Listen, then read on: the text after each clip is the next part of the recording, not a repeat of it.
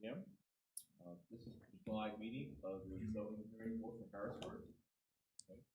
My name is Claude Phipps, I'm the chair, vice chair, Mr. Hobbs. Okay. Our zoning administrator, Mr. Jeffrey Knight.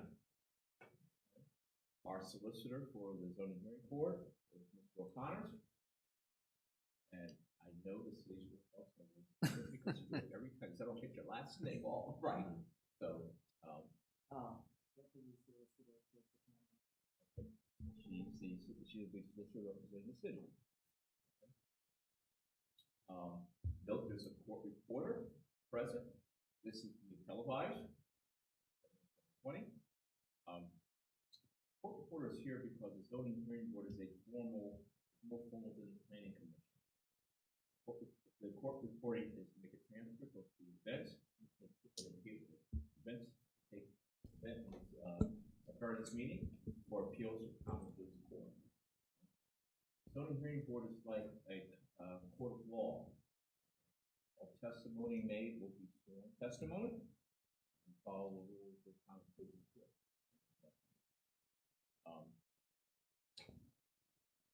People who are presenting, they can have people speak for them, okay? But anybody who's able to speak for them, their actions have to be germane to the subject that's being presented. One. Two, their address has to be in close proximity to the property that's in question.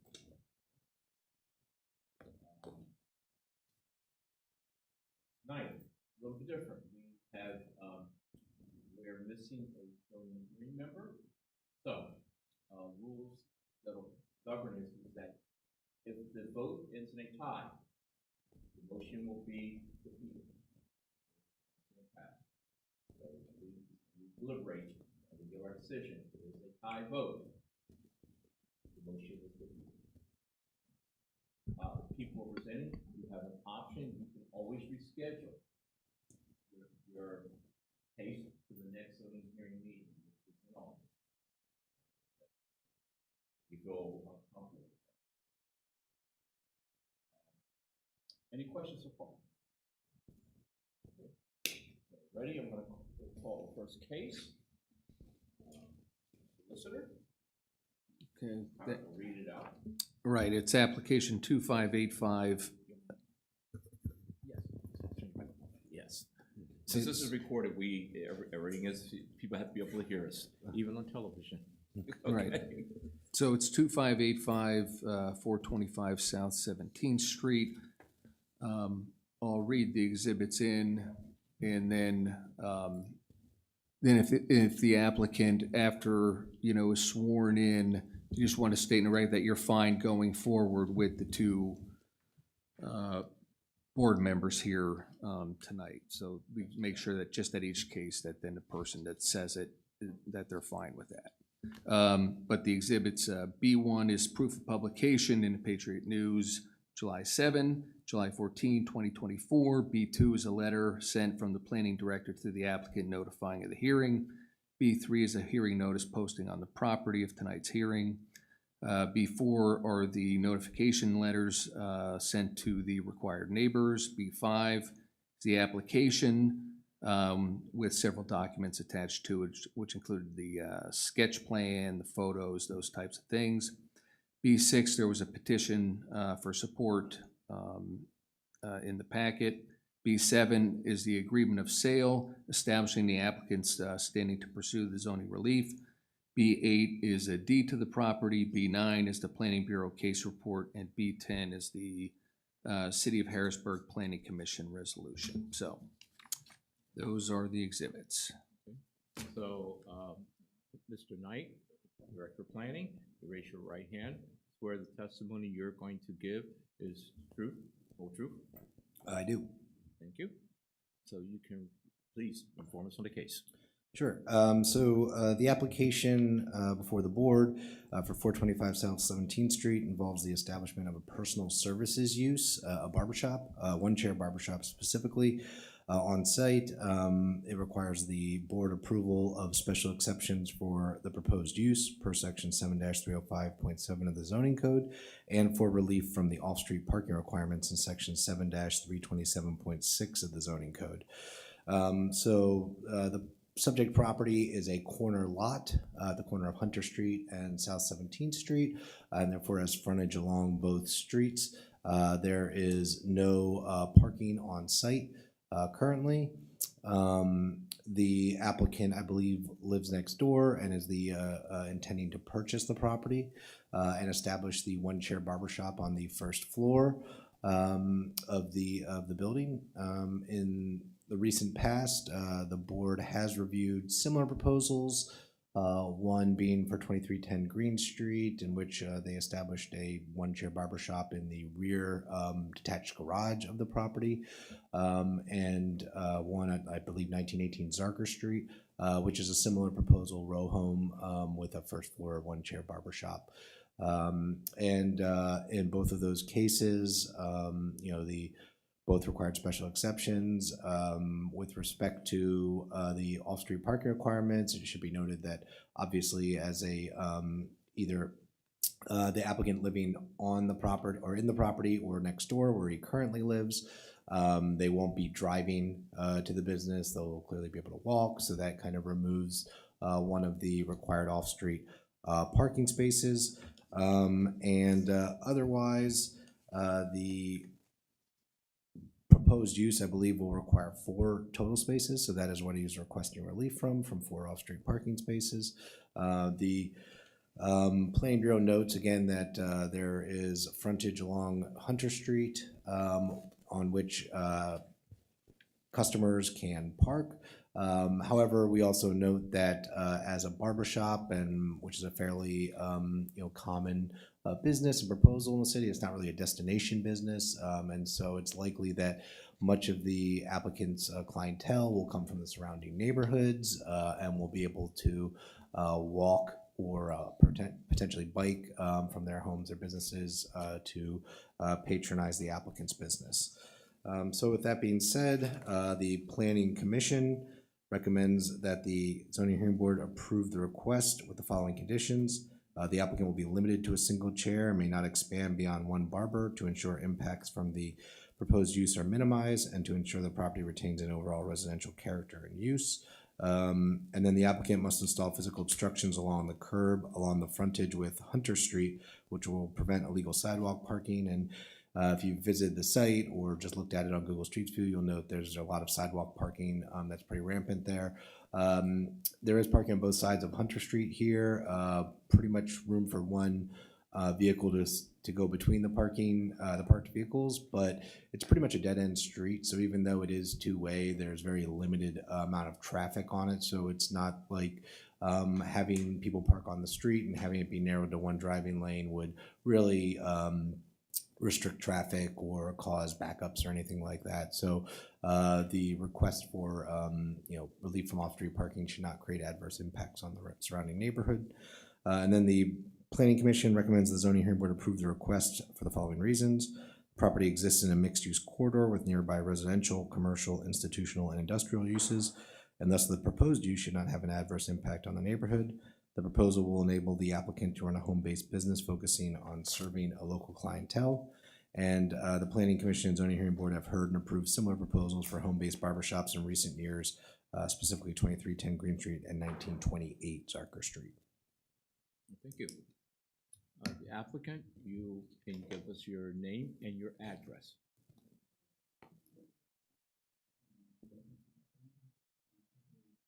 Use your microphone. Yeah. Speak up, please. My name is Daniel Villalona. I live in 427 South 13th Street in Harrisburg. Okay. So tell us about your project, please. Mi proyecto es tener una barbería para darle un mejor servicio a la ciudad de Harrisburg. Creo que es algo necesario en nuestra comunidad, un servicio que todo caballero necesita. And my project is to offer barber services and have a place where people can, you know, to serve their community. I believe that barber services are in. Okay, and hold on one second, since, She's speaking. right, She since has you're to the swear in. translator. Raise your hand. First of all, just state your name for the record and where you work or anything, or who, you know. I'm Rosa Santiago. I am a realtor with Century 21 Realty Services, and I have represented Daniel in the purchase of both of his properties that he owned in that same section. Okay, and then also, could you raise then your right hand? Yes. Or, yeah, right, Yes. Both, right, we didn't do, right, apologize. okay. Well, okay, let's start with Rosa, let's start with you. Okay, Rosie, do you swear or affirm that, that what you will be translating will be true and accurate from Mr. Villalona? I do. Okay. And you can obviously then translate if necessary to him. Mr. Villalona, do you swear or affirm that the testimony you're about to give will be the truth, the whole truth, and nothing but the truth? Yes, sir. Thank you for allowing the oversight. Do you have anybody in the audience who can speak, wants to speak for you on your project? They are right to the center.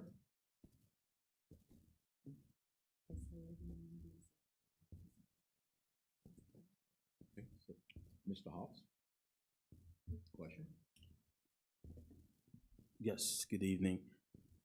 So the first question actually is for Mr. Knight. I was just wondering, I know you referenced two applications that were approved in the past that were for a similar use. I was just wondering, because I know for the one on Green Street, I think part of that application was that there were already other somewhat similar uses or more business-related uses of buildings on that particular area of the street where that building was located. So I was just wondering, what are your thoughts in terms of other business use in that specific corridor where, you know, properties that were residential medium are now being used in a business sense? So I think for the most part, there hasn't been too much in the way of conversion of properties. Just to the south, there's the Philadelphia Macaroni Company, I believe. That's the industrial use that was referenced. There's Pennsylvania Counseling Services further to the south, and I believe there's a church a couple blocks up on the opposite side of the street. That looks like it was in a former residence. And then there's a pizza place up at the corner of 17th and Dairy Street. So, and you know, there are industrially zoned properties actually at the eastern end of Hunter Street, and we've gotten inquiries about those. Those might have operated as storage units or potentially like auto repair businesses in the past. Okay, all righty, thank you. Next questions, actually from Mr. Villalona. The first one, what are the proposed hours for your barbershop? De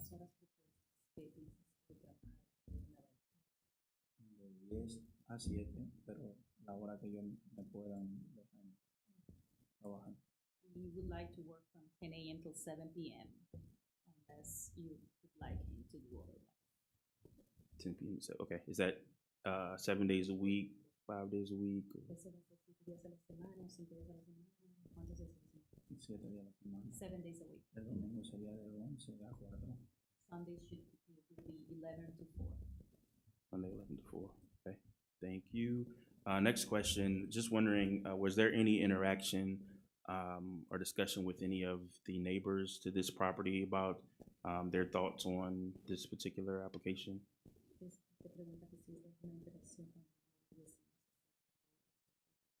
Yo de la casa para que me dieran su firma y colaboré con una aplicación con una cierta cantidad de firmas. He said that he sent letters to the surrounding homes, like I think it's less than half a mile around, and also he had signatures taken from a few neighbors around that could be affected by this. Okay, was there anything in particular Mr. Villalobos can share, I guess, regarding feedback that was received?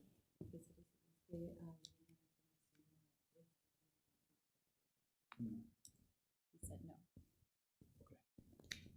All right.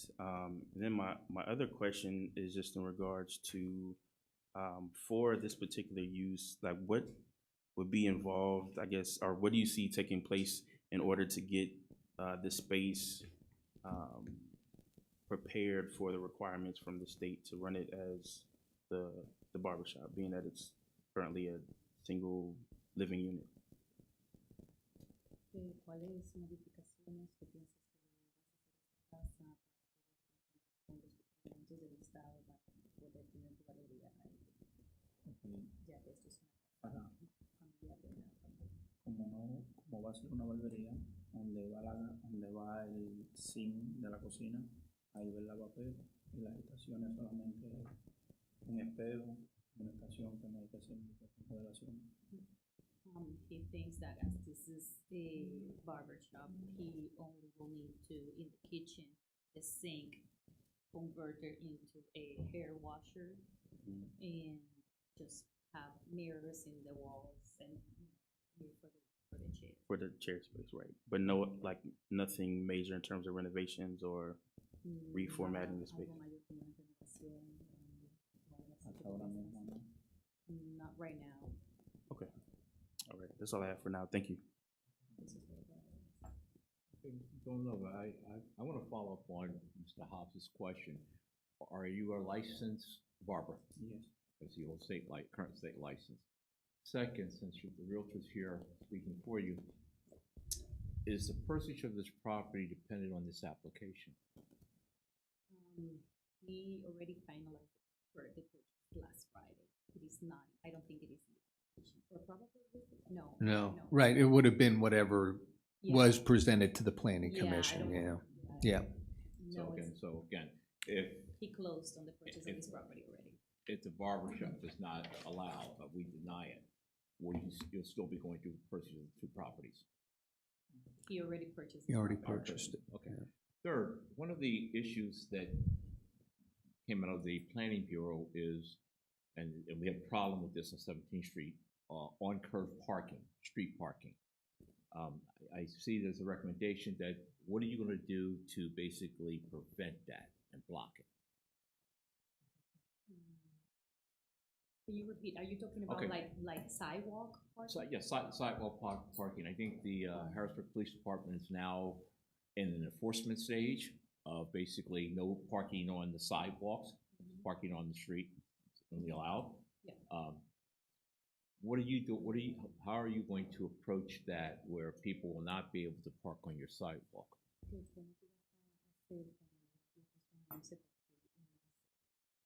a poner un sign en la pared que no se pueden parquear. Si lo veo, salgo y le digo con una forma, no te puedes parquear, si no, vamos a tener a la policía para una ventica si te parqueas. He says that he will place a sign in the walls of the property to inform people that they can park in the sidewalk, and if he sees someone parking there, he will just tell them to try, he will tell them nicely to move the car from there, and if they don't follow, he's planning to call the police. Mr. Knight, I Yeah. thought that was a recommendation out of the planning bureau, they have to come up with some type of physical obstruction to prevent it? Correct, Okay. because, I mean, while it would be appreciated if the applicant was notifying customers that they couldn't do that, it may be somebody else from the neighborhood or something, and so we just want to prevent it outright, and, something like a 1 foot square block of concrete or something very similar like that, a stone or something spaced large enough that you can't drive over it and spaced closely enough you can't drive between them is basically all we're looking for. That would be along the curb, nothing big or extravagant or anything like that. And you as the applicant, do you agree with basically putting some type of obstruction, physical obstruction in the curvature, not the complete walkway, but the curvature to actually prevent? Let's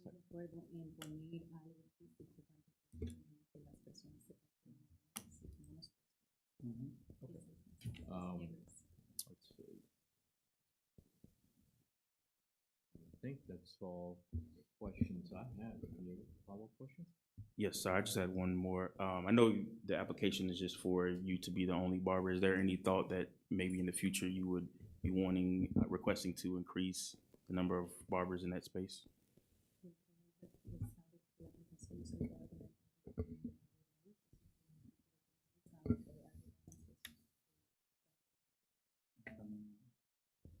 I don't have that thought right now.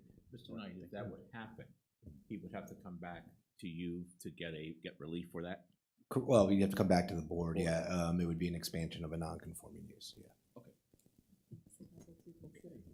Right, and essentially, I mean, you basically said you're in agreement with the conditions that were set with those two responses to those two questions, so, other than that, I think that's, no, I think that's it, that, you know, Okay. usually we always ask, you know what I mean, are you okay with the conditions? Well, you essentially did.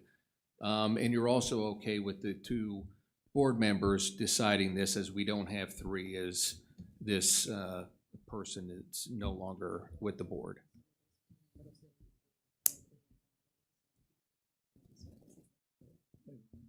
Okay, It's fine. okay. So, take a quick recess? Let's take a Right. quick recess, make a decision. We'll be right back. Thank you.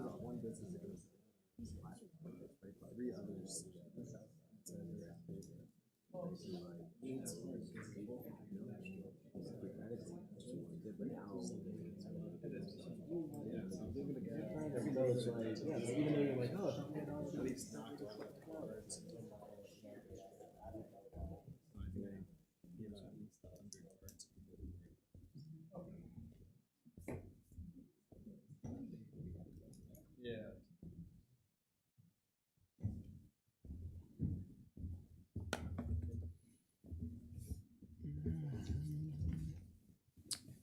Thank you, everyone, for our quick brief recess.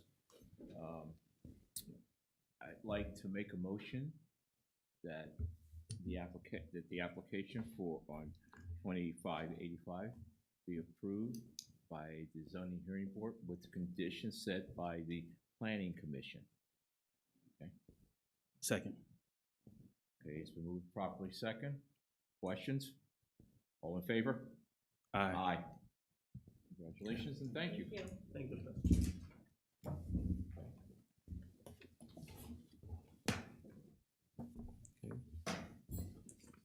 Our second application this evening, 2586. Oh, I have to wait. Yes, sir. No, okay. Oh, okay. Are the applicants here for 2586? Brethren Church? You here? We are. You're going to speak? Have a seat. And I will turn this over to our solicitor to read in your application, the record.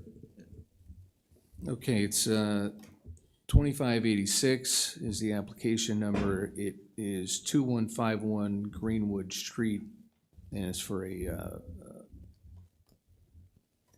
well, we'll get into it, right? It's for a variance, but also whether it is a place of worship or an office use. But so the exhibits, though, for this will be B1, proof of publication in the Patriot News, July 7, July 14, 2024. The letter sent from the planning director to the applicant notifying of the hearings, B2. B3, hearing notice posting on the property. B4 is the applicant's notification letters to required neighbors. B5 is the application. It had an attached narrative, photos of the exterior and interior of the property and the plans for the proposal. B6 is the agreement of sale establishing applicant's standing to pursue zoning relief. B7 is a deed to the property. B8, Planning Bureau case report, and B9 is the City of Harrisburg Planning Commission resolution. So we got B1 through B9. Well, thank you.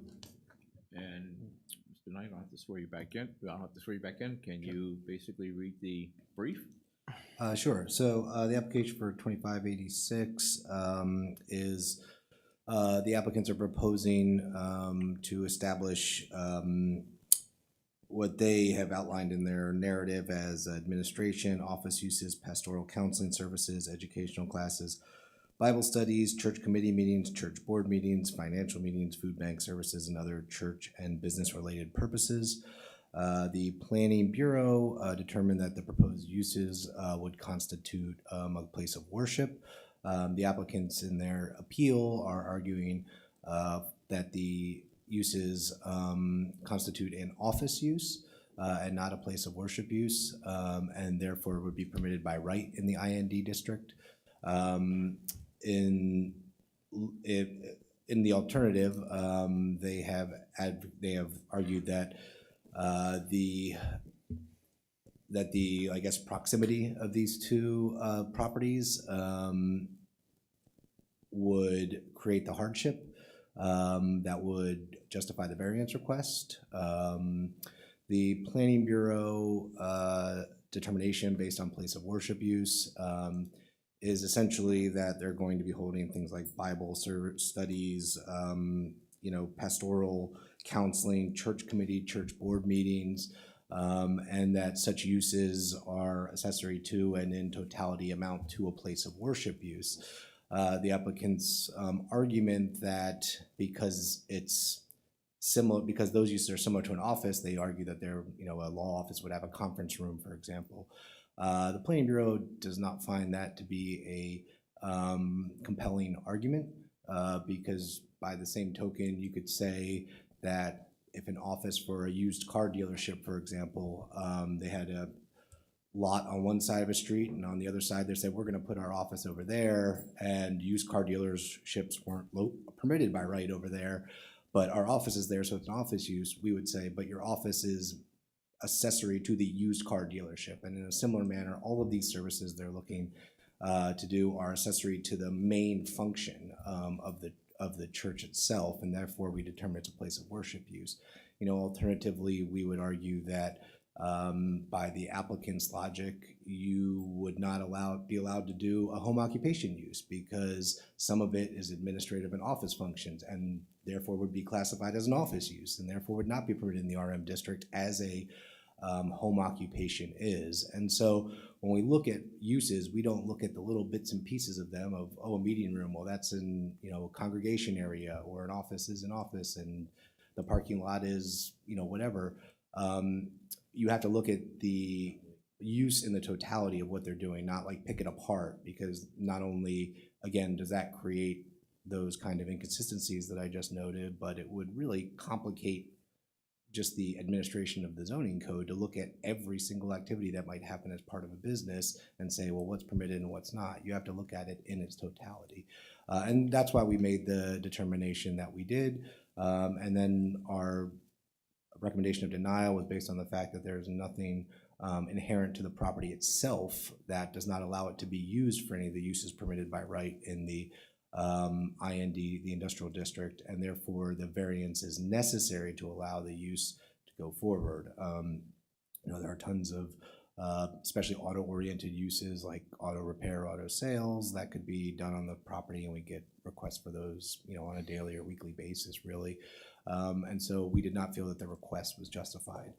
In their deliberations, the Planning Commission sided with the applicants, agreeing that the activities that they would have on site would constitute an office use distinct from the place of worship use that is their primary facility at 2217 Dairy Street. And so with that being said, the Planning Commission recommended that the Zoning Hearing Board approve the request with the following conditions: that the applicant is not permitted to conduct worship activities at the subject property, and that they recommended that the Zoning Hearing Board approve the request for the following reasons. Although the Planning Commission feels the applicant cannot meet their burden of proof with respect to establishing a place of worship use on site, they feel that the activities proposed by the applicant do not constitute such a use and instead comprise an office use permitted by right in the IND district. Thank you. Applicants, first, let's raise your, you need to state your name, your address, and you need to raise your hand to be sworn in. Okay. My name is Tom Nahill. I'm the attorney for the applicant from the law firm of Barley Snyder, which is just one south of Market Square here in Harrisburg. Okay. I am Henry, or Hank Johnson. I am the senior pastor at the Harrisburg Brethren Christ Church, which is 2217 Dairy Street. So can you Just Raise your hand. Just him, hands. he Oh, just, go ahead. yeah, just him. Just the That's it, applicant. Just the No, applicant. Okay, you're a officer of the law. I'm all right. Yes. Do you swear that the information you're gonna present is true, the whole truth? I do. Okay, oh, thank you. So let's talk about your project. Yeah, I think, well, first of all, I didn't do this last time, so I just want to tell Jeffrey, thank you for your work. I don't envy you. I think you have a really, really hard job, and we appreciate your service to the city. I think that you're doing your job, and I'm really, really proud of what you've done in the city. And we're just trying to do the same. A lot of people maybe don't know about our church. We've been around since the 1890s. Every time we've moved our church, it's not because of wanting to get bigger, better, faster. It's to service our community. We started in Daly Street. So if you ever know where the YWCA is across the street there, we have a marker. It was our first building. We worked with orphanages. We worked at the Messiah Home when it was here. When we combined churches, we went to 20th and Chestnut. So that was our old building. We gave it up to another congregation to move in. And we moved to what essentially is an old car dealership. So even our building now wasn't necessarily a place of worship when we moved into it. When we purchased it, it was a car dealership. So I appreciate, Jeffrey's argument.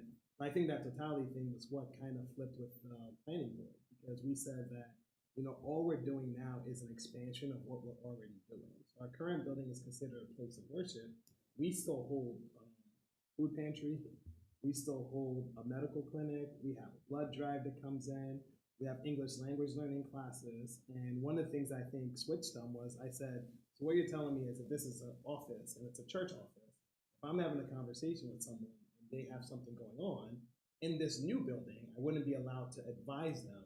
I would have to walk across the street with them and counsel them there, because apparently it's okay in the first building, but not the second building. So I think that's what kind of switched them, because for them was, this is an extension of who we already are.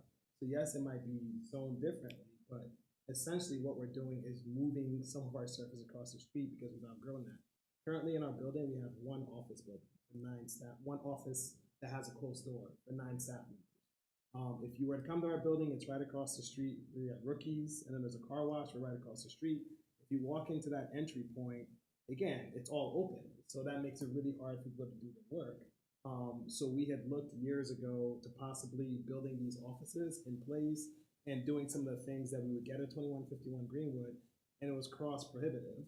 That was the first thing. The second thing was we would lose space because of what we're doing with the community, because we'd be carving into our current square footage instead of adding. So in purchase of this building, if you look at the totality of who we are, how we serve, we're not changing anything of who we are. We're just expanding. So my staff, for example, can now be able to close their doors. We're expanding so our English language learning classes don't have to have a waiting list of 100. We're expanding because, again, this is how we serve our city.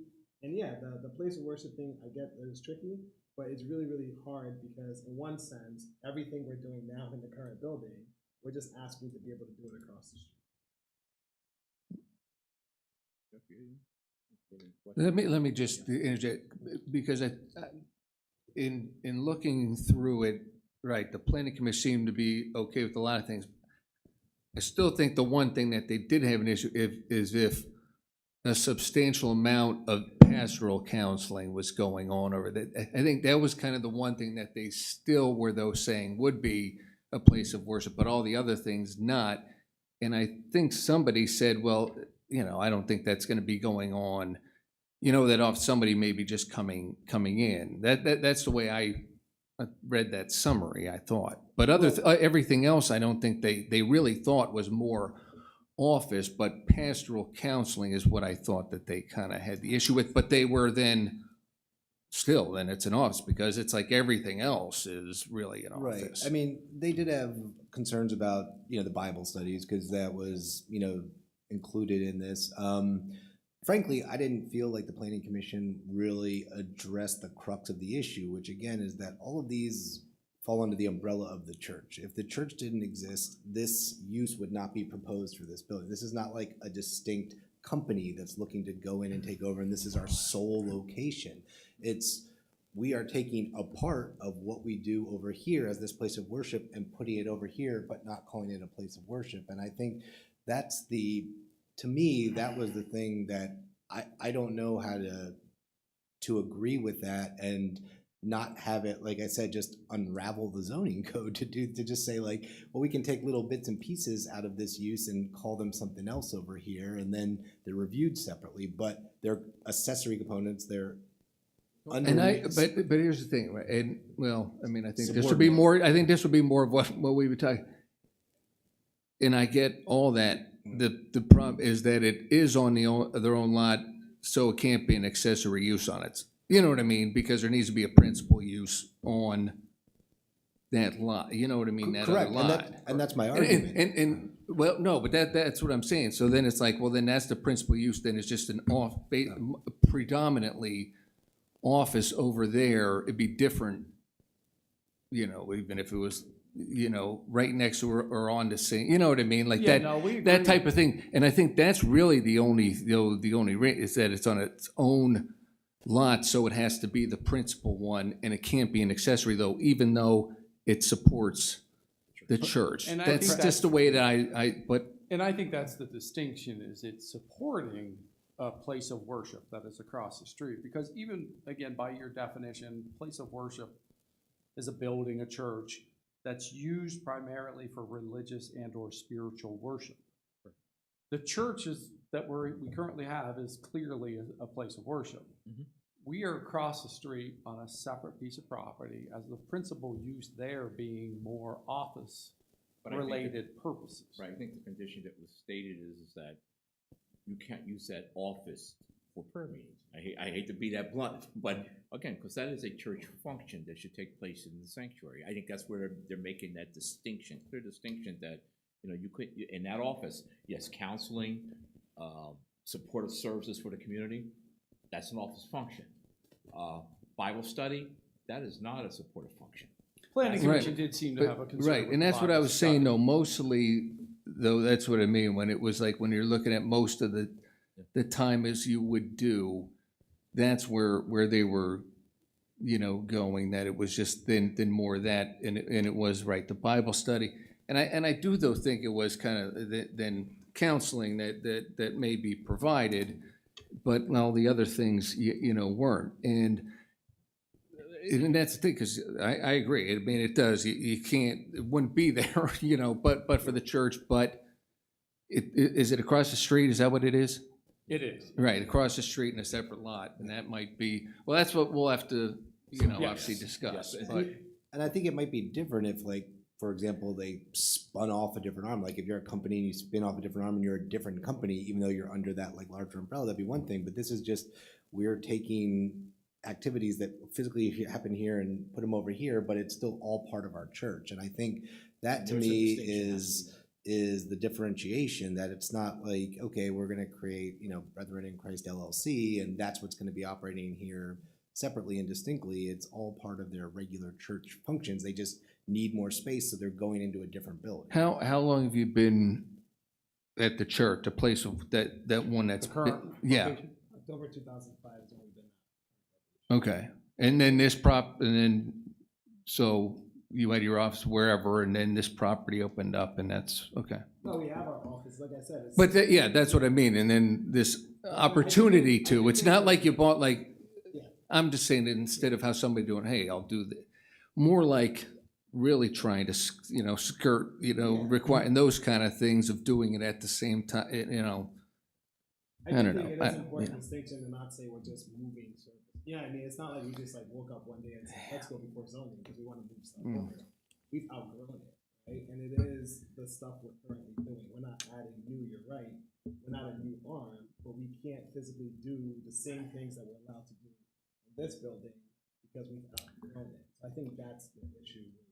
You know, I think our issue is if this property wasn't across the street, if we were 3 blocks down, 5 blocks down, and we decided to have our office space down there and our counseling space down there and everything else, I don't know if anyone would be going, oh, well, that's an accessory use to a place of worship because it's down the street.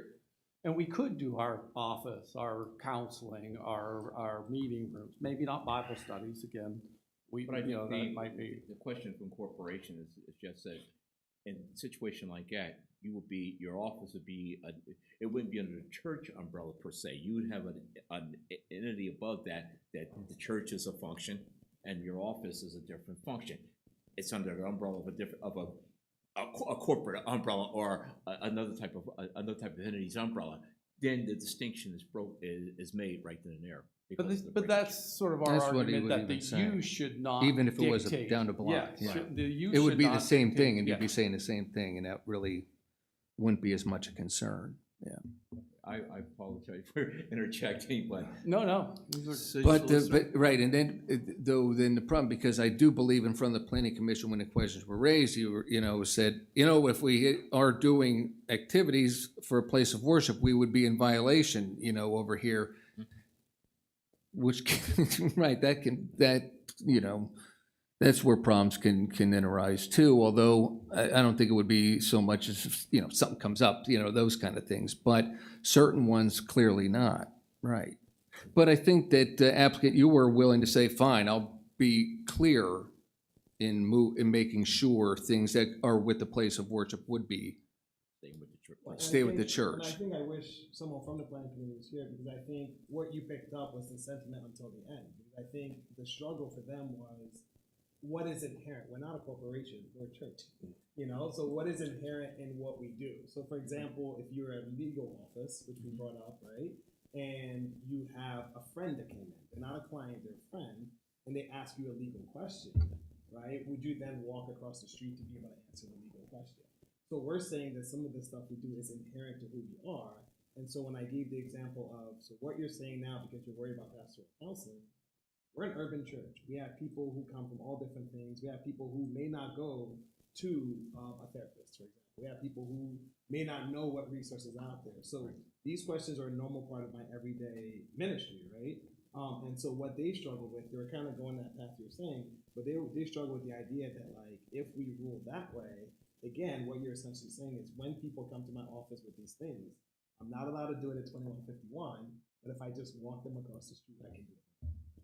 Yeah, I think it'd be more as though if somebody just walked in, I think the problem would be every week we have Bible study over here.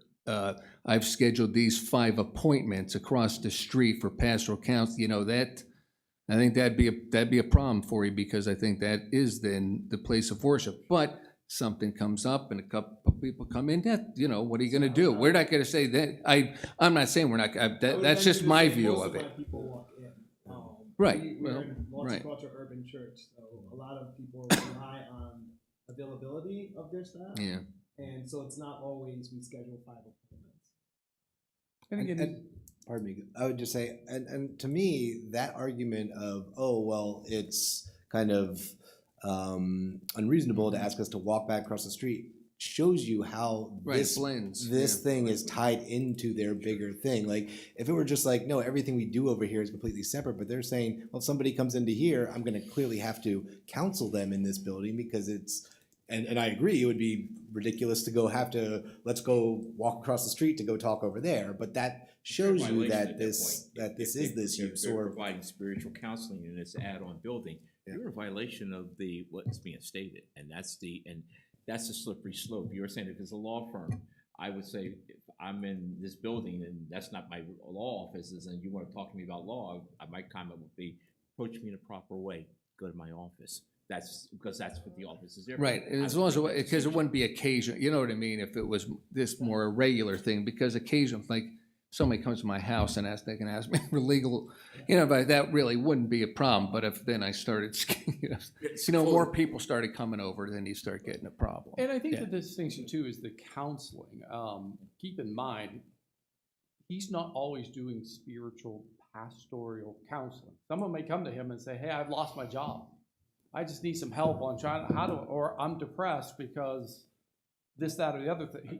He's providing counseling service, not always necessarily directly church-related, spiritual. And that's the rub. That is the rub. Yes, we agree that when you make that these separation. definitions are very hard to differentiate. How about though all how often are meetings, other things other than pastoral counseling, which is really just kind of somebody coming in, and it could be during the day. Obviously, you mentioned, you know, you got food, you would have food pantry there, you know, medical, English, but I mean, like, it'd be used for other, Education classes. Educational classes. Right. And because you offer your space, that Meeting can all be rooms. included inside, because other churches do that functionality, but it's all under one umbrella, because they have the space. You don't have the We don't space. have the space. So currently, our food pantry, our medical clinic, our blood drive, citizenship classes are all primarily in what we call our Christian ed room, but it's really housed in our children ministries because it's the only big space we have for those things. So one of the things that's appealing about across the street is that we can literally physically move all of that out of the children lane, the children's space, and actually use that just for children, which is another safety concern as well, right? So yeah, so currently our building is 30,000 square feet. If you want to come tour it, just call me, I'll walk you around. However, we use every square inch of it, and what we have available for those things is just that one room. You asked about other meetings. Our church board meets monthly. There are bigger groups within the church. Like we have a group that kind of services, as our church grows, we have a population of people, so we kind of have this group that services like almost like a first response is like major life issues. So they meet. That's a big group. But we also have like, I have a letter, for example, from Egg Solutions, which is like a company right across the street, writing in support of us in this, because we have people sometimes who come to us and want to use whatever space we have. Because the nice thing about us mostly using it Wednesday and Sundays is that other times during the week, we can make space available for them. And right now, what they do is they just use our current offices as it is. So yeah, so the nice thing about the building now that we have is we're using all these things, but part of why we're looking at purchase is because we can't physically keep doing it at this rate as we keep growing. I know I want to put this towards the city solicitor, because I read eyes at times, okay? And I'm reading your eyes on the questions that are being brought about. So what's your take? I think that, you know, though it is a place of worship, there are plenty of administrative functions that any church has to tend to. They have members, they collect tithes, they make phone calls, they collect food. So I think that as long as the space across the street remains administrative, then it should, I would think a church could have a church office, just like any business could have an office that has office functions. Might I suggest, since you have space being used as an office next door, maybe the pastor and the assistant pastor keep their office over there. The rest of the staff move across the street, who's only doing administrative functions, and then you have less of a chance of the pastoral duties being done where they shouldn't be. I mean, all of your staff to me doesn't have to be together. If the pastor and the assistant pastor stayed over by the sanctuary where their offices could be, your other people, secretaries, you know, whoever's doing all that stuff, stay across the street, then I do think there is a way that you can keep the uses separate as required by the code. You're doing a even functional better, segregation at that point. yeah, to keep them Yes. separate possibly. Practically, that's kind of hard for us because we're pastoral staff heavy and we all have different focus in a growing church. So, for example, our children's pastor is going to be primarily dealing with children and families. Youth and young adult, Discipleship right now is working on leadership and one-on-one mentorship. So each person has these different functions of who they're connecting with. Right, well, couldn't the youth pastor stay in your now freed up youth space? I mean, since you're gonna have a youth space, let's put the youth pastor there. Since you're gonna have a pastor, let's put him by the sanctuary. I mean, it's difficult, but I think if you need to stick to the Right. office use, then those are just the thing, you know, maybe we have to have a better scheduling, you know, and I'm not to say that, right, anything happens. I mean, counseling is counseling. I think that the counseling you do is always faith-based. So whether it's about the word or it's about, I need, you know, funds for an eviction, I think there is a way with work to split the administrative use separately from the worship so that you can maintain an office and you can maintain a church. And I think that's what the zoning, I Right. think that's what the code requires.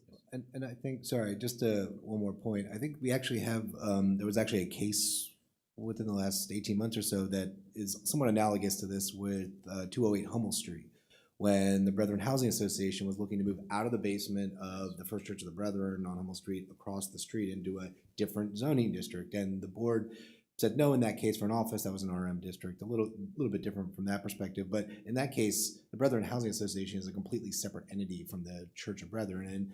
And like, so that's what I was talking about. If it was like a completely separate entity doing something, and the Brethren Housing was totally focused on the housing, so it wasn't like the same thing of like an arm of the church is going over. It's like a separate entity moving over, even though it's affiliated. So if that helps in the deliberations. I think that, right, that whatever the zoning relief was on that, you know what I mean? This really wouldn't be. Well, it though. They got rezoned by the city. It was to Right. establish an office in that case. Right, Yes. and it had to be, that's Had what to I be mean, to go rezoned. through that, that wouldn't matter. That wouldn't do anything, No. you know, I don't, you know. One I mean, it could, but I wouldn't, Yeah. yeah. One question I may ask out of you, and then Mr. Hopkins, you're in. The functions of your church, and I hate to use a business term here, but what are you in business to do? List those functionalities, okay? Because then you can make you can look at a decision when this is tied to church functions, worship versus, I always call feeding the poor. Okay, feeding your pantry, your clothes pantry, your food pantry. That's a different function. And you list those functions. Then you may add them all together and they come up that way. But by sitting down and going through that chart, you clearly understand where the line is and what the planning board's going to look at and what the zoning rules are, what the zoning rules would be. Okay, it's a little bit extra work, but again, you got to make an educated guess, but actually sit down and look. Worship not always is about taking a Bible, get on your knees and praying. That's not always what worship's about, or sitting and listening to a sermon. But that's a major functionality of the church. Okay, so you have your major function and you have your ancillary functions. And I think that's what we're asking is take those ancillary functions and what can be in that space and what cannot be in that space. Okay, and if it crosses, then you may have to look for relief a little bit different way. You may have to appeal to have the zoning law adjusted. Okay, but it's a slippery slope. Churches are. You're that umbrella. It's a slippery slope. Okay, because again, we need to have specificity in those rules. Okay. Yeah, we acknowledge there's some grayness here, and Yes. and all of this, and trying to separate it is the difficult part. That's a little bit of when the planning commission was like, well, just don't do the place of worship stuff over there. Yeah. That's easier said than done because your definition literally just says, it's for religious and or spiritual worship. That's a place of worship. It doesn't go any further. You need more than a definition. specificity there. Yeah, so that's But a little bit where we are. Is we just There wanna are be truly careful. administrative functions. For instance, they pay a water bill, they pay electricity, they send, That's not like, part of there church. are things that are administrative that just because you're doing them for a church, they don't become worship services. You pay a water bill just like all of us. You pay electricity. You fundraise or whatever. So I think there can be a line drawn so that you can have both. Yeah, secretarial functions would be ideal for the add-on place. Okay, if you're doing it in your current church right now, maybe that's something you need to do. And I say, look at those functions. What's tied to worship, then what's tied to ancillary services, and Yeah. then look at those ancillary services and what can you relocate out of your current space. Okay, there's your starting point. But Mr. Hobbs, please join in. Okay, No, I was just gonna say, based off of what I've heard from the applicant, to me, it seems like there is no clear distinction, right, in that, and I appreciate the honesty, right, that there's gonna be overlap. So I don't know if it could be said that there is gonna be a specifically distinct use separating this from the actual church itself, right, which to me aligns with what Mr. Knight said, as it being an accessory to the current building, which would mean it's still considered place of worship as opposed to office, right, within how it aligns to the zoning code. So to me, that's what I'm hearing through all of this. And then in addition to it, I just think as just the general statement, right, is that you know, we have to be careful with that because anything we do, right, in terms of decisions sets precedents for what comes in the future, which could cause some, Yes. right, some issues further, you know, as we try to work through this as it aligns to the current zoning code. So that's just what my take on it has become during this conversation and hearing the different thoughts and directions on it. Other questions? Audience members, if you want to speak, please step up to the mic, give me your name and your address, and join the conversation. To my right, to my center. Oh, we have somebody from the center. Shoot. Good evening. Hi.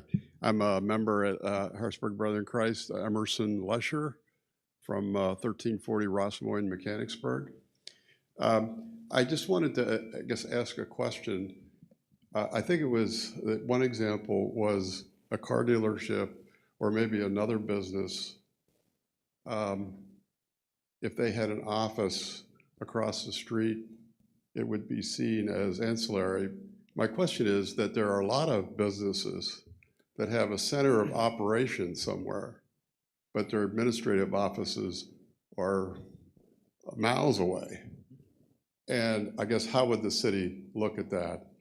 You know, if we decided to go to Center City and use an office for the same functions, essentially, how would that be viewed? Because to me, that because it's across the street, it's maybe confusing us, whereas if we were somewhere else, we would be an office.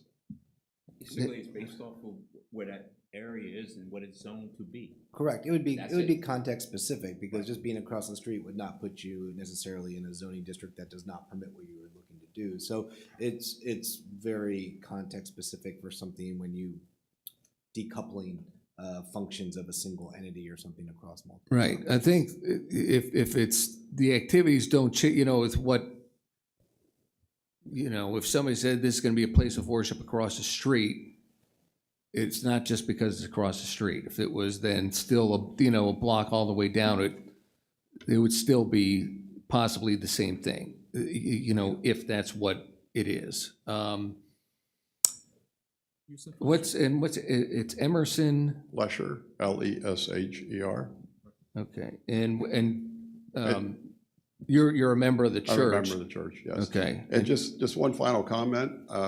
I like the language of the Planning Bureau in terms of how they define and what they approved. And to me, that makes a lot of sense in terms of worship activities would not be there, but other activities. Right. So I think that broad definition sort of helps us. Thank you. Chad Fry. I live downtown Harrisburg, 623 North 2nd Street. I stand in support of the Harrisburg Brethren Crisis proposal. I too, like Emerson, like the language of the planning committee. And I guess my question is, given similar uses in the past of this building for office purposes, I guess some of my questions are, it seems as though the presentation is asking for similar use of what has been there in the past with office use. So just wondering if someone could speak to that issue and give clarity as to whether or not that is the case, that similar functions have been used in this facility or not. Yeah, I'm not sure it was the same thing that was going on there before you would have bought it. I don't think you know what I mean? Those types of things may have been going on. Not that some of them actually weren't going on. Actually, office things were going on, but.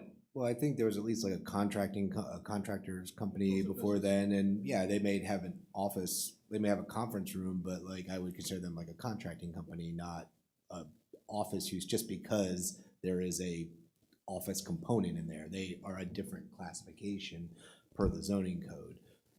There were two businesses there, I think, up until this year, and I don't recall off the top of my head what the other one was. Might have been like an industry lobbying group or something like that. Yeah, we think the other one was Alliance of Automobile Service Providers.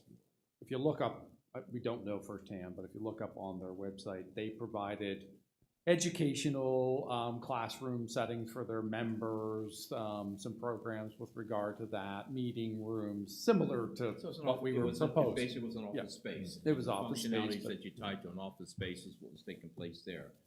And I think what I'm hearing out of the planning, from the planning department and what we've been discussing is that similar type functionalities that the church participates in need to be put in that space. I think that's what I'm actually hearing.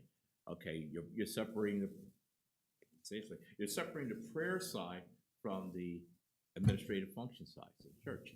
Administrative function sides can exist in that space. Okay, prayer activity, we're now dancing on the head of a pin. Okay, we're over that line, and with that, you run a conflict with what it's zoned for. Thanks for the clarity and the additional information. Thank you, Chair. Oh, I said that for me, yes. My name is Ed Mashis. I'm a member of the congregation, and I live at 3906 Woodvale Road. And how do you, the last name again? Ed? Mashis, Spell, can you spell? like the it? TV show, or Just like a Mash. potato. I'm just wondering if this area was zoned this way in 2005. Because if it was zoned the same in 2005, wouldn't they have had the same concerns that worship or X, Y, and Z is taking place in what used to be Lehman Volvo building and it became a church? So since the other building is less than 100 feet away, how is this different in 2024 from whatever would have been decided in 2005 when the original church, like was the decision in 2005 that, yes, you could buy this car dealership, do what you want, worship God, whatever, but you'll be penned in here. So I'm just wondering, I don't know, I'm not a. Yeah, he's referencing the main church facility, not the subject That's, I'm property. referencing Oh, the main that, church yeah, facility. yeah. So what I'm asking is, how somebody in 2005 must have made a decision, right, to allow that sale to go through to, they didn't. Sure, on that, for that property, that's not. So I wasn't here, I can't speak to that, but I do know that the current zoning code was adopted in 2014, so whenever it was the church moved into the current facility in 2005, it would have been under a different classification. There was an entirely. Okay, well, that different- clarifies that. Yeah, So and I don't know I whether was they just went through wondering zoning relief or if not. something had changed. Right, yeah. Michael, we've had heard cases of something like this. Perfect example is on McClay Street, right across from the farm shop. That's an industrial area. We heard a case where a church wanted to use that as a worship service, and they had to come in front of us, and they had to get special permission to do that. I think Jeff. They got a variance, didn't they? Yeah, that used to be the international. That's, Harvester. yeah, no, Yeah, that's not, That was a variance. that's, right, but that was a place of worship, wasn't it? No. So I don't believe so. That was handled by a prior zoning officer, so I wasn't here. I don't know about the specific, well, I was here, but I don't know all the specifics of that case at that time. That was International Harvester, right across from the farm shop. That was a tractor place. Yeah, and I think, as I recall, maybe some of the justification for that was due to the long-term vacancy of that building, because it's a rather large building there. And like I said, I was not in attendance at the meeting, so I don't know what all the discussion was, but I think it was based on the long-term vacancy of the building, and which. But that's what I mean, was that established we all the granted church. whatever the zoning relief was, that's what it was. I mean, it's, It was an abandoned building, and even though it was right, but they industrial- applied for whatever it was, and you evaluated it under something different. It wasn't, It wasn't like this. Not Right. exactly like it, but again, yes. right. That goes back to the question that was raised that this area was zoned industrial. Mhm. Okay, so in 2005, if it changed to, and you allow a church to get in, was there paperwork that allowed that? Did they come in front of the planning board and zoning board? So I would guess that the with respect to 2217 Dairy Street, I would guess that that was not zoned industrial just because it's along a corridor. My guess is there was like a business general use back then and a few like different business classifications. My guess is it was something, one of those, and not as industrial. And I, again, we also had a completely separate zoning use, which allowed in every more intensive districts, allowed everything in the less intensive districts. So it was like, pyramidal style, which is a little different than what we have now. Hi, my name is Rachel Lewis, and I'm at 502 Lucinda in Mechanicsburg, but for many years is at 2300 Valley Road in Bellevue Park. And I just want to say I'm the church board chair, and I also support both Chad and Emerson's comment and the Planning Commission that to allow this to be used for the administrative functions that the church has. Anybody else? Any further? Can I ask a question regarding the emptiness of the building? So, like, what's the significance of that? Because from what we understand, since it's been on the market, we're the only one. I know Mr. Knight said that since an auto could possibly exist. I mean, that's a theory. As far as we know, since it's been on the market, no one else has done it.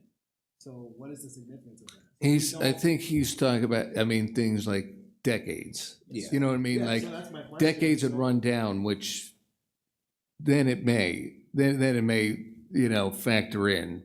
Like, and I mean that, like Yeah, a that's what I'm very, saying. very So long if time. we- But this, well, if you want to, I don't know. I don't think it's That's what I'm good. saying. So, like, what's the bearing of that? So if we don't purchase the building, for example, and it sits vacant for a year, we can come back and ask the same thing. I'm not seeing that connection. No, and it's only one. It's only one. It's not like that's the only factor to evaluating Yeah, the zoning I just- relief. I wasn't It was connecting just one of many factors that is like, oh, and by the way, it was actually probably the last thing that would have been said. It's nothing determining, or something like that. And it's not like, oh, I'll just come back in a year either. It's, it was, a long, long time, and it wasn't like the person didn't meet all the other, the requirements that would have been required for whatever the relief requested. So it was just something else to say, oh, by the way, if you want to, even consider this, but it met the variance requirements. There was a hardship, all the things that, that would apply. It's not like, it doesn't meet any of these things, but by the way, it's been vacant and it wouldn't get approved, so. I see in your review here, you don't, okay, I see the unnecessary hardship. Okay, they said it hasn't been created, so do you view, if you're not allowed to put that office space there, would you consider that a hardship? I think if you take the interpretation that because we're buying it, it's across the street, and somehow because we are a church on this side of the street, and any other property we ever buy automatically becomes a place of worship because the church is buying it, that does create a hardship, because that interpretation of the zoning ordinance automatically creates a hardship for the church, because anywhere it goes, it's going to be considered a place of worship, even if it's doing ancillary administrative or counseling or anything else that, if it wasn't a church, would fall within the definition of an office. But because it's a church, it automatically becomes a place of worship, does impose a hardship on us. Because, as we said, if we were buying it in Center City here and we were going to use the same use, and someone says, well, you're doing it as the church, so you're a place of worship now, that creates a hardship for us to be able to find property that we want to use for those proposed purposes, the office, the counseling. So I think that does somewhat create a hardship. Well, I mean, that's just basically an acknowledgement that it's the conditions, that it's the language of the zoning code that creates it, which cannot be used as a justification. Right. No, I don't think that's a zoning interpretation. I think that's an interpretation of your definitions of place of worship that all of a sudden becomes. But it was also stated, I believe, right in the application that there would be some overlap of things that are taking place in the current building and the new building. So that actually was said as part of the case that's being brought forward. So I think that's what creates that whole dynamic of continuation into the second building. I think if there was, you were saying that there was a second building, whether it's across the street or down the street, and there's distinctly only these things happening, I think that creates a different scenario. But in what we heard this evening is that there's still a thought that there's going to be an overlap of functionality between the original building and the new building. You know, we did in the application admit that we were gonna potentially use it for Bible studies and those things, so there was overlap. Right. So if you're gonna tell us that we can't use it for Bible studies because that the zoning hearing board has made the determination that Bible studies fits within your definition of place of worship. Again, your definition is pretty distinct that it has to be for worship. That Bible study is a religious worship, then tell us that. We'll make sure that we keep the Bible studies where it's supposed to be on the place of worship. But the rest of it shouldn't just automatically transform all of those other functions into a place of worship. I think they're stating that the administrative functions can exist in that adjacent building. That's clear. But again, it's your definition in terminology what your administrative functions are. And until you sit down and go through all the functions of your church, you haven't made that determination yet. You've got to you have to take a piece of paper and say, this is administrative function, secretary's office, that's an administrative function. That does not be tied to a place of worship. It can go into that add-on build, that adjacent building. Okay, you can do that. And I think you need to, it would be an exercise, I think, that would behoove you and would help you with your argument and understanding of the ruling that are being made. Well, you haven't made anything yet. No, We're going I mean, to talk the plan, about it, right? okay? We're not making anything, but the plan, Exactly. what the planning bureau's recommendation was. Okay. But we could obviously go, is anything else? I mean, I get the argument too with hardship. I mean, that's obviously what, and that's really what it would come down to, whether it is or it isn't, and certainly, understand that. Okay. So we need to take a recess on this. Okay. This is Might be a longer pretty one. good. We have a lot to internalize, a lot. Okay. This was a simple one. Yeah.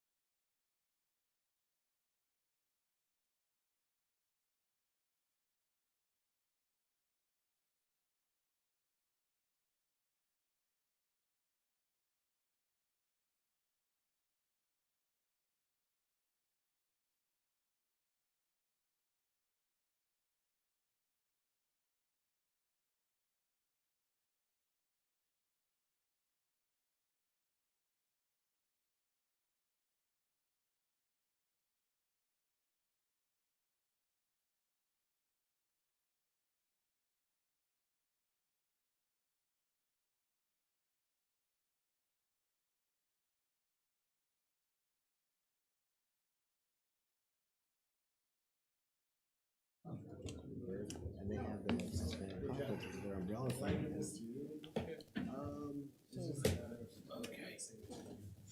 good evening, Good evening, everyone. We're back in session. So I want to basically turn this over to my associate for a motion. Yes, I would like a motion to deny the variance for use as a place of worship. I second. Motion. Any questions? Discussion or Any anything? questions, discussion? I'll just say that based off of what we heard this evening, as part of the application for this request, that the use more aligns with being a place of worship as opposed to office use. Vote. I'm going to vote. All in favor? Aye. Aye. Opposed? Okay, so I'd like to thank the applicants for coming in and joining into a lively discussion of your plan. Okay, of your plan. So thank you. Thank you for attending. Okay. So can I just have a clarification? So based off of that, even any administrative is now considered a place of worship? All they did was determine a place of worship, and that would be it. If some you know what I mean, if you happen to have that property and it was maybe what it was like you sent a secretary, I mean something truly different. I don't know if anybody, if anything would happen or not, but that, you know what I mean, we don't then determine from there. They just had then the variance application and determined the use of based on everything that they heard. I don't think it's like every single thing that you would have possibly done would be a place of worship, but there was enough overlap based on what they heard, that things that definitely appeared more to be place of worship and those types of services than just administrative and office type things. So because if it was an office, we wouldn't have to approve anything, you know what I mean? So but you can, and I'll, send a decision out, and then you can review that and take it from there. Thank you.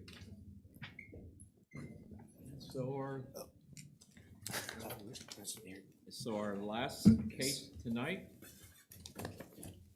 case 2587. Okay. We'll wait for the applicants to have a seat.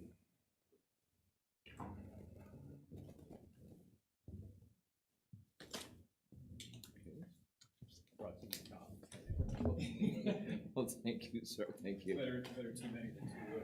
No problem. Excellent. Thanks, Adam. Okay.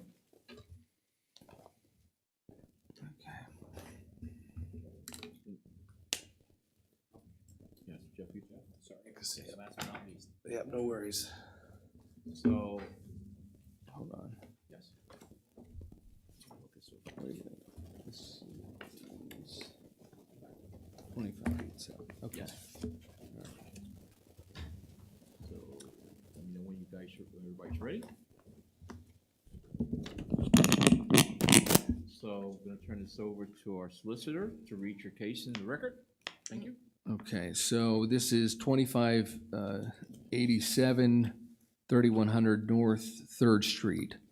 And I'm gonna read in the exhibits in council. I understand there'll be overlap, and that's fine. You can do then the same, since, that's how you prepared, that's perfectly acceptable. So I'll just, so we got B1 again, proof of publication, Patriot News, July 7, July 14, 2024. B2 is the letter sent from the planning director to the applicant notifying of the hearing. B3 is a hearing notice posting on the property. B4, applicants and notification letters to required neighbors. B5 is the application had an attached narrative, photos of the exterior and interior of the property, and other documents, including in that application there was a letter from the prior owner, and I'm sure that'll be submitted with the applicant's case as well. B6 is a deed to the property establishing applicant's standing to pursue zoning relief. B7 is a Planning Bureau case report, and B8 is the City of Harrisburg Planning Commission resolution. So we got B1 through B8. So we turn it back over to Mr. Knight, read the application. Sure. So case 2587 is a request to establish a two-unit multifamily dwelling on the property. This requires zoning hearing board approval of a special exception for the proposed use per section 7-305.7 of the code, and variances for relief from the density regulations and specific criteria per section 7-307.3 and 7-309.2V of the code respectively. So this case is there's a little bit of ambiguity, I think, in some of the history and information of the case. It's, I think evident that at one point in the past, the property was operating as two units. I think it's configured as two units. But as noted in the Planning Bureau's case report, it's been owner occupied as far back as the county's records go, which is the 2001. So, that's right there kind of one thing we note when looking at things like this is if it's a, investment property or something like that, clearly it's a rental and then you're just asking how many units, whereas this has always been owner occupied since 2001. We do have a record of it being two units back in 2001 in the city's records. However, in the intervening 23 years or so, there's been no, rental inspections done that would confirm that this is two units. As would be required, you would have to have at least semi-regular inspections of both units to affirm that it's still maintaining code compliance and things of that nature. And so the current applicant recently purchased the property and was looking to maintain those two units. And it was our determination that due to the 2+ decades of at least no records of there being multiple units, the former multifamily dwelling use had been abandoned per the zoning code, and thus the applicants needed to go through the necessary zoning relief to reestablish the two units on site. And the applicants have, documentation that they'll be, I'm sure, discussing and presenting to the board from their perspective. But that being said, the Planning Bureau is supportive of the proposed use. One of the big issues when you're talking about conversion of properties is the impact on parking. In this case, they have a 3-bay garage at the rear of the property. It should be noted that garage doesn't actually have like a formal driveway. There's a grass strip between what would be, I guess, the driveway apron and the street. And it's a pretty kind of steep topography there. But it's clear that there's 3 bays there, and I'm sure somehow got into those bays in the past. So they have the off-street parking to handle this. They clearly have a fire escape off the rear of the property. And as they've shown in their photos, there are, 2 separate entrances.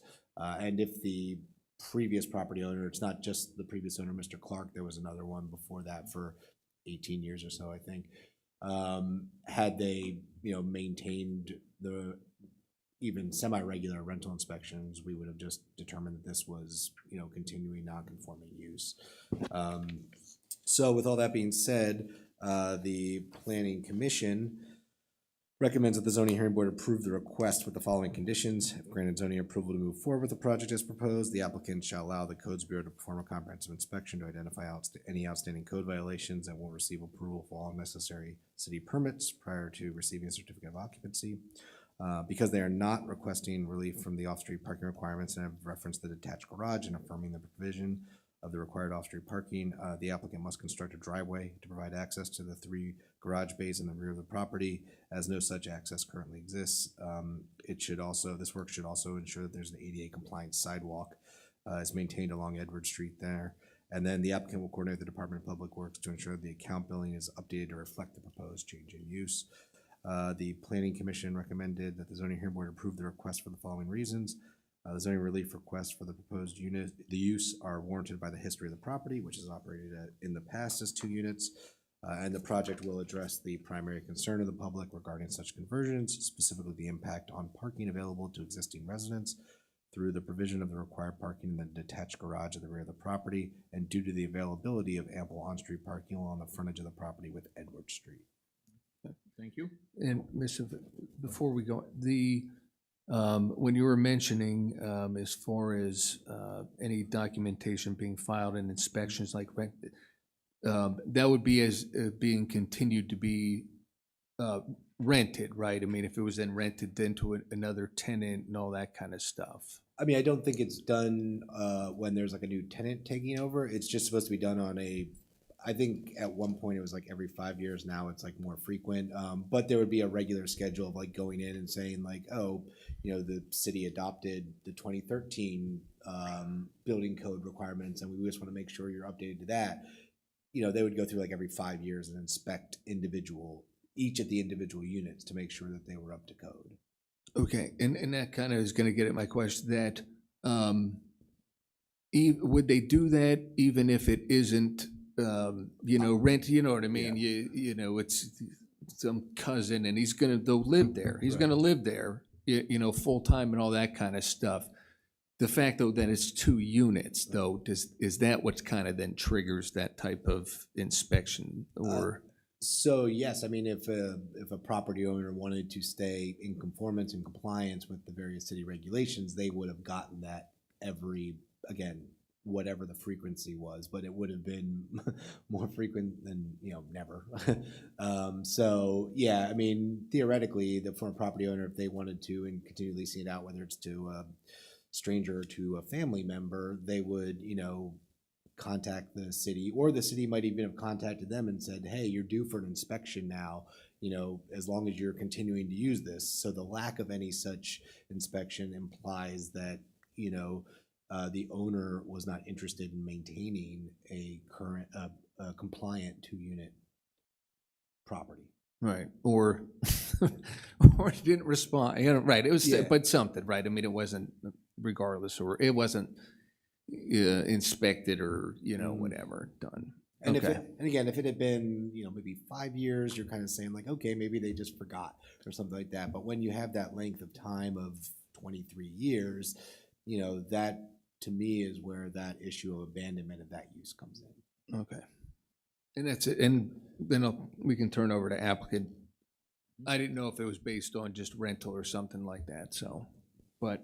And we look at when we have to go back and look at these properties, you kind of go back to see Google Street View as far back as that goes, and there's one electric meter. So you kind of look for little clues here and there, and like looking at the past history of these things. It's not just necessarily do we have a rental inspection in the right. It's a collection of Okay, got it. Thank you. So why don't we then introduce counsel and then the applicant, and we'll swear applicant in, but go ahead. Good evening, my name is Adam DeBernardis. I'm an attorney with McNeese, Wallace & Nurick, filling in from somebody you're familiar with, Esh, so if anything is wrong, we know who to blame. So that's on the we record. will, yeah. Go ahead, Robert. My name is Robert Kilby II. Address 251 Washington Lane, Jenkintown, Pennsylvania, 19046. Okay, thank you. So can you raise your right hand up and swear? You swear that the information you're going to present tonight is true, the whole truth? Yes. Thank you very much.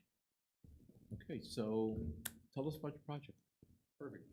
So again, my name is Adam DeBernardis. I work for McNeese, and we represent Mr. Robert Kilby here, who's the owner of 3100 North 3rd Street, which is the subject of the application. Mr. Kilby purchased the property in the beginning of the year, January of 2024, and it seeks to continue the use as a 2-unit multifamily dwelling. I'm going to give a very brief overview, and then I'll ask Robert some questions to present the use and the history of the property. I trumped you. I got 10 exhibits that we'll work through. Can we start by marking the application as A1? Okay. As I mentioned, Robert purchased the property in January of 2024 as a 2-unit multifamily dwelling. The property is a semi-detached dwelling building. It has been used as a 2-unit multifamily dwelling for approaching 50 years. The property is located in the city's residential medium density district. We had Jeff, the planning bureau chief, make an interpretation that the use is actually a single-family dwelling and not a multifamily dwelling unit. We are here seeking an appeal of the zoning officer determination, or in the alternative, a special exception, coupled with two-dimensional variances to permit the use. We did receive a favorable recommendation from the city's planning commission already. Unless you have any questions for me, I'll start with Mr. Kilby. All right, Mr. Kilby, if you could please state your name and address for the record again. Robert Kilby II, address 251 Washington Lane, Jenkintown, PA, 19046. And you are the record owner of the property? Yes. And what is your connection to the city of Harrisburg? I came to Harrisburg in 1987 after college.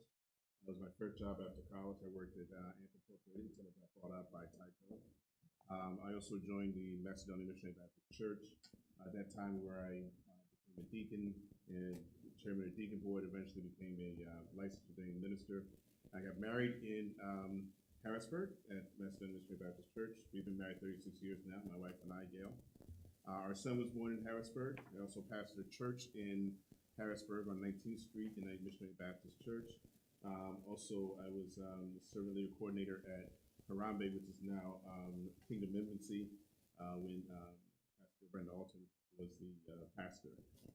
We stayed in Harrisburg as long as we could until we had the opportunity to pastor a church outside of the area, and then we moved out. And are you still currently a minister or pastor? Yes. All right, let's turn to the property. Before you is Exhibit A2. What is it? That's an aerial image of the property itself. And the property is highlighted in a teal green, or? Yes. Okay. And can you just use it to orient the board to describe where the property is? So if you look at the property, it'll be oriented this way. On this side would be the Susquehanna River. Over to the left, over there would be Tyne Lake, would be in that area, close by that area. And this is our corner property. And it's frontage on North 3rd Street, is that correct? Correct. And it also has frontage on Edward Street, correct? Yes. And can you describe the other uses in the neighborhood that surround the property? They're all residential. Before you now is Exhibit A3. What is that? That's a frontal view of the property itself. And can you just briefly describe the property itself?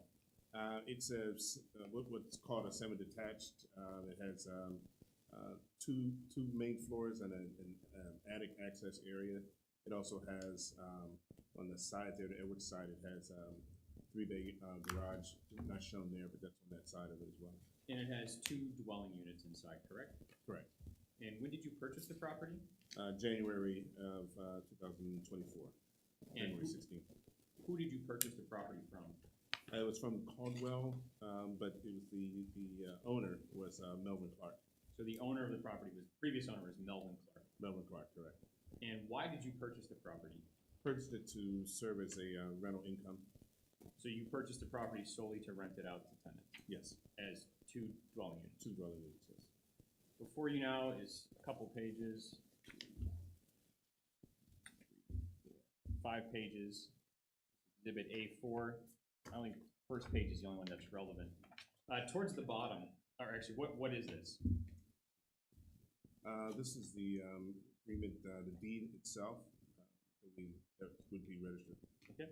And towards the bottom, does the deed list the prior ownership of the property? Yes. And is it correct that Melvin Clark gained ownership of the property in 1977 based on that deed? Yes. Before you now is Exhibit A5. What is that? That's a letter from Melvin Clark. And what does that letter state?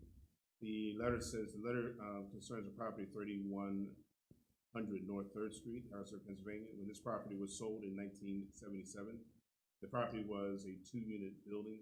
The property has been used as 2 units since the 1970s. The owners occupied the property with 1 family on the 1st floor and the 2nd family on the 2nd floor. That's what the letter reads. Signed Melvin Clark. And that letter is addressed to Loretta Campbell. Who is that? Loretta Campbell is the realtor at Cardwell Realty. That's who was the realtor for Melvin Clark. And did you receive any other information who else occupied the other unit besides the owners? No, I didn't see anything else. Before you now is Exhibit A6. What is that?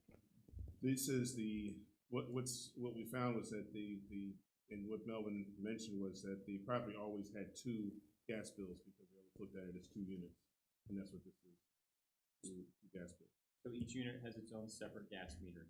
Correct. All right, we'll turn to the physical aspects of the building. Exhibit A7, 3 pages. Looking at the first photo, what is it? It's the front door of the property itself, the doorway. So that first door, is that the foyer door? Yes, And what is that door behind the foyer door? that's the door to the second floor, separate entrance to the second floor. And depicted on that photo, does each unit have its own doorbell? Yes, Moving to the second photo, what is that? that's the first floor unit to the door with and it has a deadbolt lock on it. So that's the interior view of the first floor unit door? Correct. And just to confirm, it has its own deadbolt? Yes. Okay, moving to the third photo, what is that? Image of the second floor unit door with and it also has its deadbolt on it as well. The staircase leading up to it. And the staircase is located behind the second floor unit door, correct? Correct. And in relation to that photo, where's the first floor door? It's over to the left there. You can kind of see the door frame in the top left corner? Yeah. So before you get to that second door, you go into the first unit there. So each unit has its own separate entry door to the respective units? Correct. Yes. And because of that, tenants of the first floor unit cannot access the second floor unit? That is correct. And vice versa? Correct. Before you now is Exhibit A8. What is that? It's a photo of the first floor kitchen and the second floor kitchen. Both units have their own kitchen. So each unit has its own separate kitchen? Yes. Before you now is Exhibit A9. What is that? These are the first floor bathroom and the second floor bathroom. Each unit has its own bathroom. Before you now is Exhibit A10. What is that? This is the mailbox. Each unit has a mailbox of its own. And so these mailboxes allow mail to be given to each unit. So reviewing some of these physical aspects, the buildings, the doors, layout, kitchens, bathrooms, mailbox, doorbells, were all of these physical aspects in place when you purchased the property? Yes. Was this property marketed to you and showed to you as a 2-unit multifamily dwelling unit that existed for decades? Yes, it was. You mentioned that you purchased a property to rent to tenants. Are you planning or have you done any improvements to the property? So far, we've done about $35,000 to $40,000 worth of improvements to bring it up to so it can be rented at a good price and also be good for the neighborhood. So general repairs, things of that General nature? repairs, painting, things like that. Are you doing anything with the electrical? We will have to split unlike the gas, the electric was being on 1 meter, but the gas was 2 meters because it was 2 units, but the electric was split. We would like each tenant to have their own electric meter. When we were here about a week and a half ago, the Planning Bureau recommended Planning Commission recommended a condition that you pave a driveway along Edward Street. Is that correct? Yes. Will that add to the additional expenses you've already spent? Yes, it will. That figure of $35,000 to $40,000, does that include the driveway? No. Is it also your understanding that that condition will further delay you in receiving permits to rent out the property? Yes, it will. Are you planning any demolition or additional expansion of the building on the property? No. How many vehicles can park in the garage? 3. Turning to the relief, through council, you've already asked for a zoning determination. Is that correct? Yes. And the city stated that the use had been abandoned and is now single family. Right. That's why we're here. Yes. You subsequently submitted an appeal of that decision and in the alternative, the special exception and variance relief, correct? Right. Are multifamily dwellings permitted in the RM district via special exception? Yes. And as mentioned several times, how many units are in the building? 2. Does the building have 2,500 square feet? No. And so you're requesting a variance from section 7309.2 as the building is less than 2,500 square feet, correct? Yes. Additionally, the code requires 1,500 square feet per dwelling unit, correct? Correct. And is the property's lot area 3,000 square feet or larger? No. No. Is it possible to expand the lot size of the property? So you're requesting a variance from section 7307.38 for density. Except for the requested relief, will the use comply with all applicable local, state, and federal laws? Does the property provide proper ingress and egress for pedestrians and emergency vehicles? Yes. As a residential use, are there significant public safety hazards including fire, toxic, or explosive hazards? Does the use create significant negative impacts for the existing neighborhood, including heavy truck traffic, odors, noises? Are there any outside operations involved in this use? No. Are there any risk of serious explosive fire, biological, biogenetic, toxic hazards, or slopes or wetlands on the property?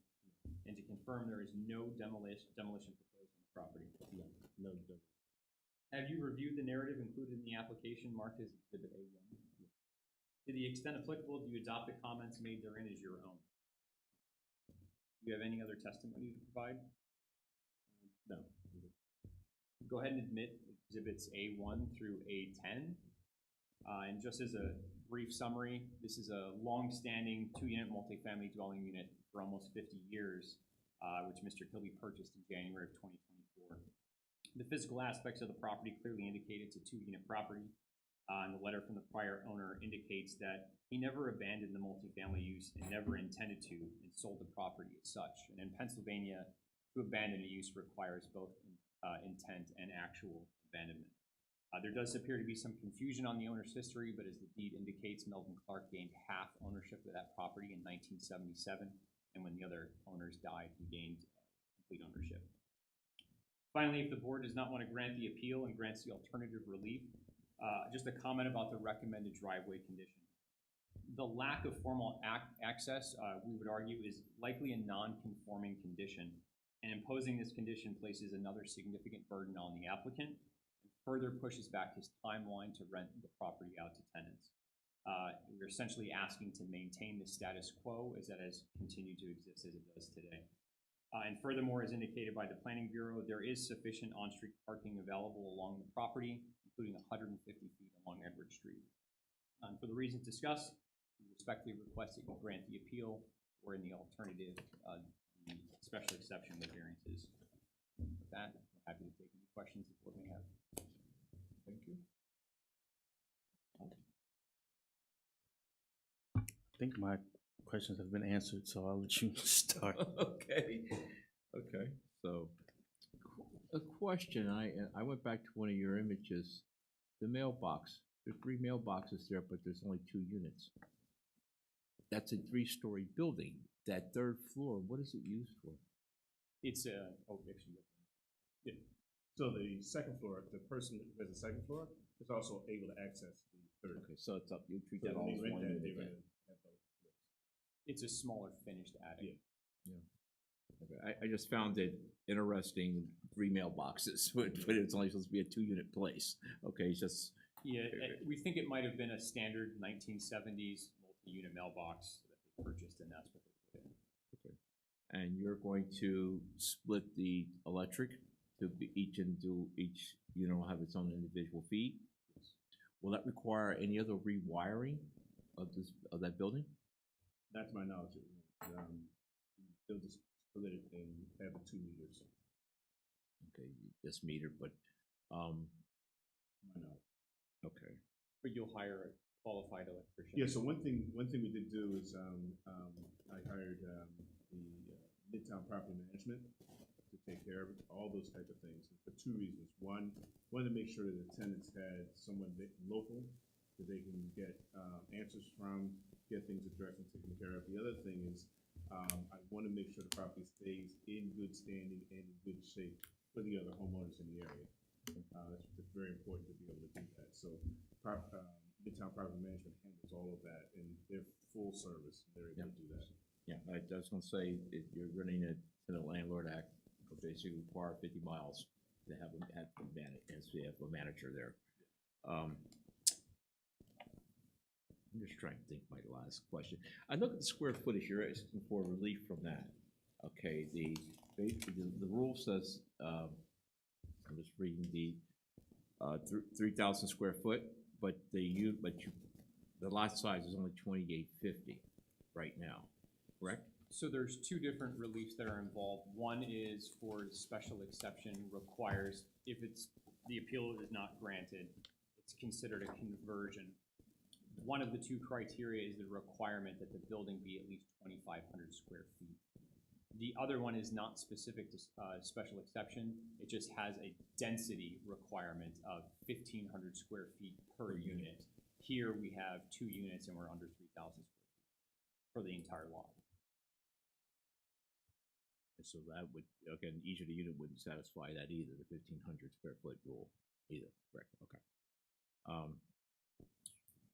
Once you do your improvements on the building, you'll go through codes, Harrisburg codes will go back and re-inspect the building, making sure everything is up to snuff.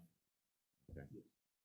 Whatever, well, that's the reason why we hired the property manager, because all those things can be followed to make sure things are right. They lead abatement, I know in Capital Region, they're replacing the water meters in that area. And, be hypothetical.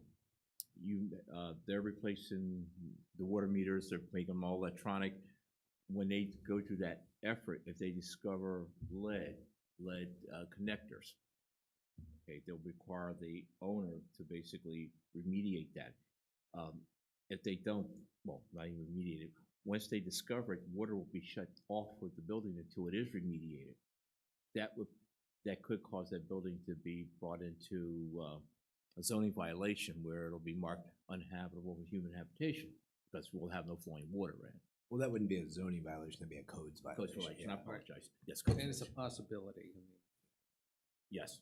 And that would be the same possibility for any property that has, so that will put me basically reacting and responding like any other Okay. person That, would. you were responding, okay. I really have no further questions about this property. It's, again, it was, I actually know where the building's at. I've run past it many times. That's Okay, what the so, mayor said today. How about the driveway that they were saying? I mean, I get it, you know, to the condition and, you know, totally understand it. Anything with regard to that or? Well, I mean, I think when you look at it, and I was trying to find a picture of it, but Right, it's like a foot above where the street is. Like, I don't think I'd be able to get my car into either the garage bays just because of the way, like the low clearance of it. So that's why I made the reference to the to installing the driveway. I mean, if you had a truck, you can probably get in there no problem. But it's how do you know what your tenants are going to have, and therefore Right. they're going to get in. That all being said, I think the frontage of the property along Edward Street, as I noted, is clearly sufficient to accommodate whatever the off-street parking requirements are. So they don't put the driveway in, I still think the property justifies the request. But if they're gonna claim that that's an accessible driveway or accessible garage bays, And I don't don't know need that the they zoning, are. right, and Yeah. don't need the zoning relief for the parking, right? So that would maybe you'd have to add the requested relief for that, I guess. Right, that, you know, that would, and that's what I mean, I couldn't really even see the drive with any of the pictures from everybody. You had one from the front too, and I'm sitting there looking, I'm like, where's, it's right around the side. Then it's there, yeah, so, yeah, okay. I think it's on Edward Street. It is on Edward Street, Mm. yeah. Mr. Lister, questions? Yeah, okay, so, I think we need to take a Yeah, let's brief, take a- yes, let's yeah. take a brief pause, and we will rejoin you, thank you.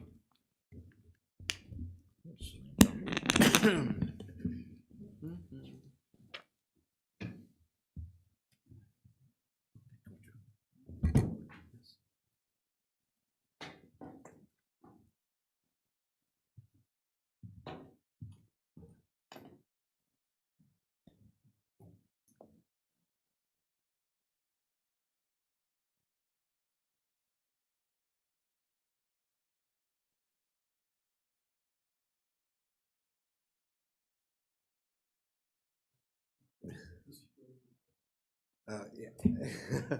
Well, yeah, but like, I don't know what's going on right now. I mean, I don't know if they shut it off or. They might be. Yeah, I think they still are. I think you're still probably. That's on. why they go out. Well, Yeah, I think this so. mic is always on, so yes. If you want to say something confidential, Yeah. I suggest you step out.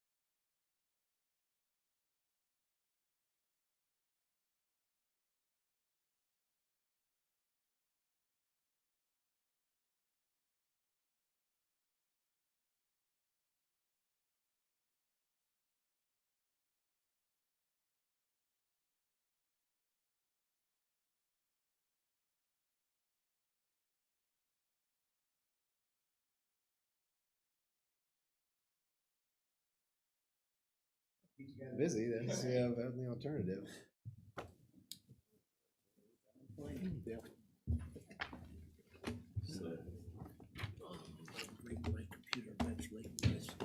So, okay, so good evening, we're back in session. Okay, I need a motion from Mr. Hobbs On the zoning appeal. on a zoning appeal. Yes, I will make a motion to deny the zoning appeal. Okay, I second that. Questions? All in favor? Aye. Okay, then second. Then I would like to make a motion to approve the variance and the special exception for application 2587 with the conditions set forth by the planning commission.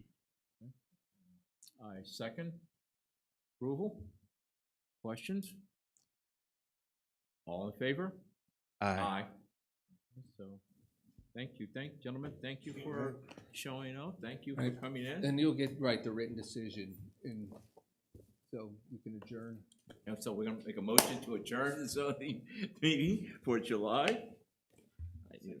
Okay, it's approved, the zoning meeting is now over. Thank you for everybody showing up. I'm telling you, I like.